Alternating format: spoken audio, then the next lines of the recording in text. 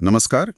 आज हम एक काफी महत्वपूर्ण विषय पर बात करने वाले हैं। जी सरकारी नौकरियों में दिव्यांग व्यक्तियों के लिए प्रमोशन में आरक्षण। हाँ, ये एक अहम मुद्दा है। हाँ, हमारे पास जो जानकारी है वो माननीय सुप्रीम कोर्ट के निर्देशों और दिव्यांग व्यक्ति अधिकार अधिनियम 2016 पर आधारित है। बिल्कुल। तो आज का मकसद है कि इन नियमों की जो मुख्य बातें हैं उनको जरा समझें। जी चलिए शुरू करते हैं। बिल्कुल। देखिए, इस पूरी बातचीत की जो जड़ है वो सुप्रीम कोर्ट का एक फैसला है, सिद्धराजू बनाम कर्नाटका राज्य। हाँ, सिद्धराजू केस। जी, और साथ में दिव्यांग व्यक्ति अधिकार अधिनियम 2016 की धारा 34। अच्छा। और दिलचस्प बात ये है कि ये सिर्फ कुछ नियम नहीं है, बल्कि हम कह सकते हैं कि ये दिव्यांग कर्मचारियों के लिए बराबरी के मौके सुनिश्चित करने की दिशा में एक बहुत बड़ा कदम है। सही कहा। अच्छा, तो कोर्ट के निर्देश के बाद अब नियम क्या कहते हैं?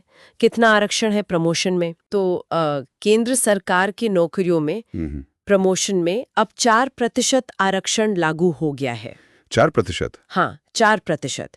ये ग्रुप सी से बी में प्रमोशन पर, ग्रुप बी के अंदर ही प्रमोशन पर, और ग्रुप बी से ग्रुप ए के सबसे निचले ग्रेड तक, वहां तक लागू होता है। अच्छा। हाँ, लेकिन इसमें एक शर्त है कि उस पद पर सीधी भर्ती मतलब डायरेक्ट रिक्रूटमेंट 75% से ज्यादा नहीं होनी चाहिए। ये ध्यान रखने वाली बात है। और ये जो 4% है, ये कैसे बटा हुआ है? ये बिल्कुल वैसे ही है जैसे सीधी भर्ती में होता है। अच्छा। हाँ, ये 4% आरक्षण 4 मुख्य दिव्यांगता श्रेणियों में बटा है। कौन सी 4? उन्हें क, ख, ग और घ कहा गया है।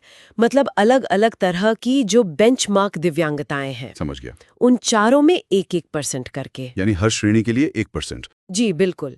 और हाँ, एक और बात, प्रमोशन के वक्त जो नियुक्ति प्राधिकारी हैं वो दिव्यांगता सर्टिफिकेट की प्रामाणिकता की जांच भी कर सकते हैं, ये सुनिश्चित करने के लिए कि सब कुछ नियमों के हिसाब से हो। ठीक है।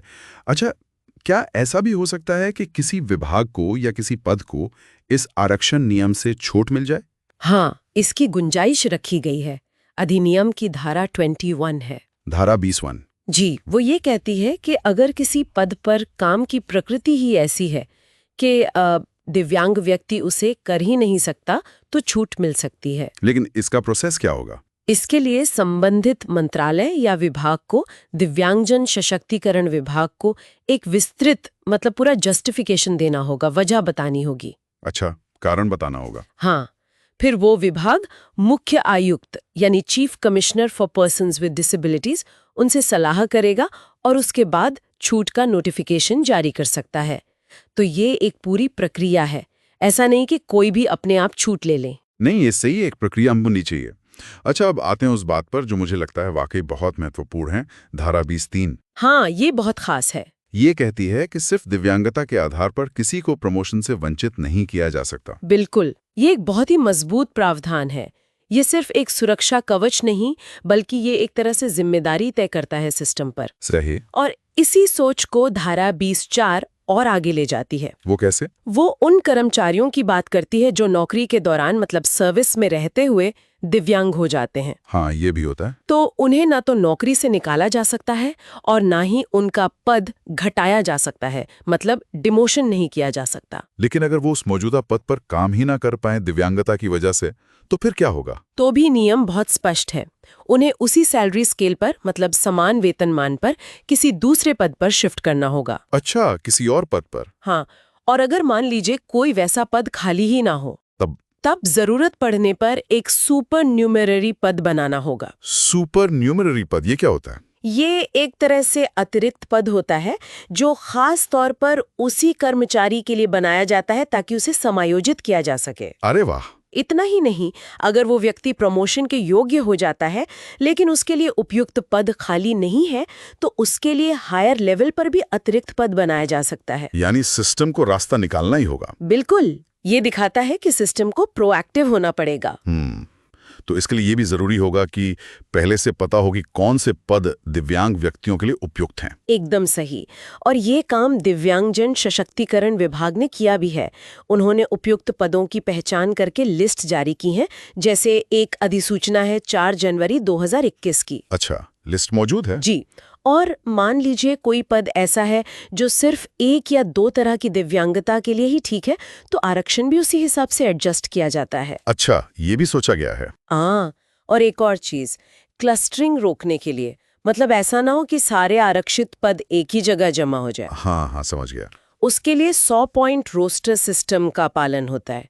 ये रोस्टर तय करता है कि आरक्षण अलग-अलग पॉइंट्स पर सही से बंटे। ठीक है। यानी नियम काफी विस्तृत है, पर असल सवाल आता है कि जो योग्य दिव्यांग व्यक्ति उम्मीदवार हैं, यानी PWBD उम्मीदवार, उन्हें फिट कैसे किया जाता है प्रमोशन में। हाँ, ये समझना जरूरी है। देखिए, जहाँ प्रमोशन सीनियरिटी कम फिटनेस के आधार पर होता है, यानी वरिष्ठता और उपयुक्तता। जी, वहाँ अगर कोई योग्य PWBD उम्मीदवार है तो उसे सामान्य रिक्ति के विरुद्ध भी प्रमोट किया जा सकता है।